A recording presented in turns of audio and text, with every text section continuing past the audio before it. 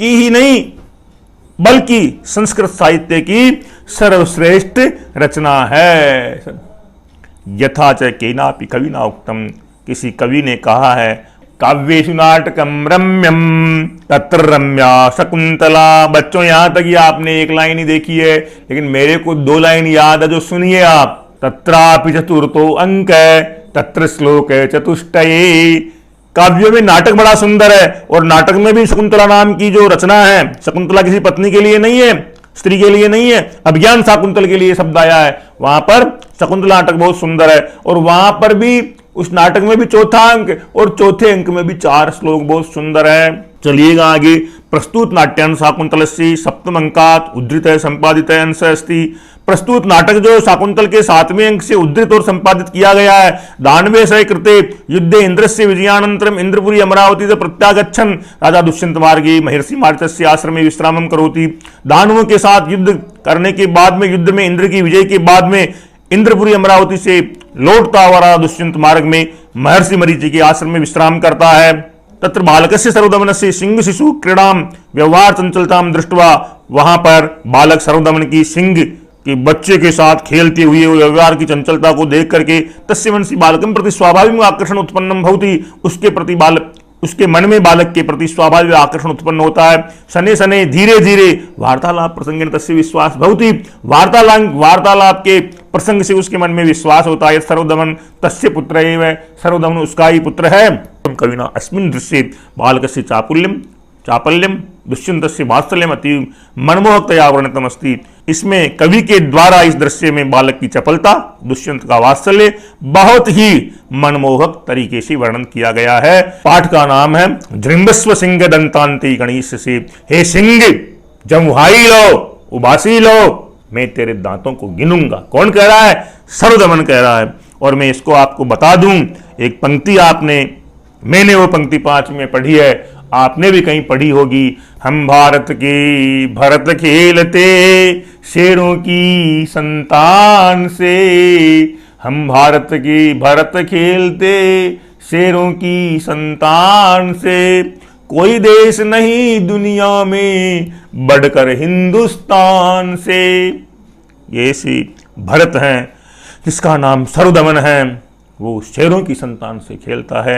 आइए इसी के बारे में आपको मैं थोड़ा परिचय करा दूं, अपना ध्यान आपका आकर्षित करना चाहूंगा। पाठ में थोड़ी कठिनता है, मेरा निवेदन है मैं उसको सरल करूं। नेपथ्य, पर्दे में आवाज आती है, मां खलु चापलम करो, ये चंचलता मत करो। कथम गत एवात्मन प्रकृतिम, आपका स्वभाव कहां गया।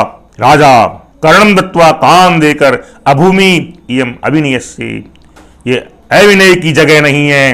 कौन खलवेश निषिद्धते, कौन मना कर रहा है। शब्दानुसार ने अवलोक की, शब्द की आवाज के समान देख करके सविस्मयम, बड़े विस्मय से, अरे कौन खलु अयम अनुमध्यमान तपस्विनीभ्याम अबाल सत्वु बाल। कौन ये मना करने पर भी इन तपस्वियों के पीछे अबाल सत्वु बाल, अस्वाभाविक ताकत वाला ये बालक कौन है। इसकी विशेषता क्या देखिए। अर्धपीत स्तनम मातु रामर्ध क्लिष्टकेसरम प्रकीर्णुतम सिंह शिशुम बलात्कारेण कर्षति। जिसने आधा ही अपनी माता का दूध पिया है, अर्ध मन आधा, पीत मन पिया, स्तन मनम दूध, अपनी माता का आधा ही दूध पिया है। रामर्ध क्लिष्ट केसरम, और केसर कहते हैं बालों को, उसके बाल पकड़ करके वापस सर्वदमन खींच रहा है। किसके लिए? प्रकीर्णुतम सिंह शिशुम, सिंह शिशु के साथ खेलने के लिए बलात्कारेण कर्षति, जबरदस्ती से खींच रहा है। तथा प्रविशति यथा निर्दिष्ट कर्मा तपस्विनीभ्याम स बाल है। उसके बाद में अपने कर्म में लगी हुई तपस्वियों के साथ में बच्चे का प्रवेश होता है। बाल जृंबस्व, सर्वदमन कह रहा है, जृंबस्व मन उबासी लो, सिंह मन है सिंह दंतांते गणेश से, मैं तेरे दांतों को गिनूंगा। प्रथमा बोल रही है अविनीत। अविनीत का मतलब अविनीति, हाँ ना, जो विनयवान नहीं है। किन्नो अपत्य निर्विषाण सत्वान विप्रकरोषि, हमारे संतान के समान ये छोटे छोटे प्राणियों के ऊपर तुम विप्रकरोषि, विप्रकरोषि का मतलब कष्ट दे रहे हो। हंत मन दुख की बात है। भर वर्धते संरभ, संरभ कहते हैं क्रोध को, आपका क्रोध बढ़ रहा है। स्थाने खलु ऋषि जनीन सर्वदमनिति नाम इति कृत नाम धेयुस्मि, इस स्थान में ऋषियों ने इसका नाम सर्वदमन जो रखा है वो वास्तव में कृतनामधेयु उपयुक्त ही है, सार्थक नाम है। द्वितीया कह रही है ऐसा खलु केसरणी त्वाम लंघयसि। दूसरी कह रही है किसको, सर्वदमन को कह रही है, ऐसा खलु केसरणी। केसरणी माने सिंघनी, केसरणी का मतलब सिंघनी।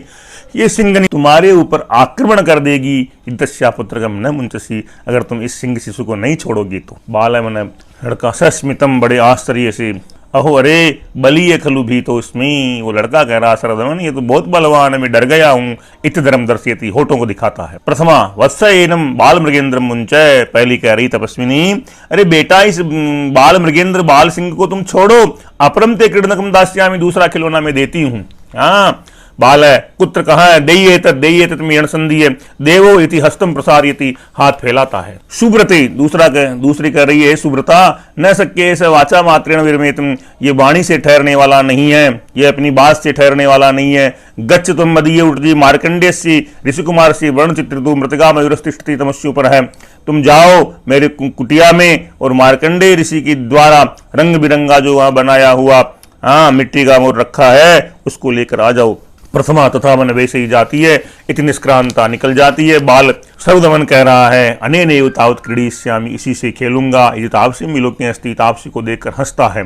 तापसी बहुत ठीक है, न मामयम गणयति, ये मुझे भी नहीं गिनता है। पार्श्व लोग के बगल में देख करके, पार्श्व कहते हैं बगल को, कोत्र ऋषि कुमारों में कौन है। राजा नवलोक के राजा को देख करके भद्रमुख है, हे भला आदमी, यही तावत इधर आओ। मोचयाने डिम्ब ले लिया बाध्यमानम बाल मृगेंद्रम, अरे खेल ही खेल में पीड़ित किए जाते हुए इस छोटे से सिंह को तुम छुड़ाओ। राजा उपगम्य पास में जाकर सस्मितम, बड़े आश्चर्य से, आई भो महर्षि पुत्र, अरे महर्षि के पुत्र। तापसी कह रही है भद्रमुख भले आदमी, न खलु अयम ऋषि कुमार है, ये ऋषि कुमार नहीं है। राजा कह रहे हैं आकार सदृशम चेष्टितम एवश्य कथयति, आकार के समान और चेष्टा के समान ही ये मुझे कह रहा है। स्थान प्रत्यातु एवं तर्किण है, स्थान के विश्वास से तर्क से ऐसा लग रहा है। इति यथाभ्य अभ्यर्थितुम, जैसा कहा गया है वैसा ही करता है। राजा बालकम उपलायन, राजा बालक का लालन करता हुआ, बालक की लाड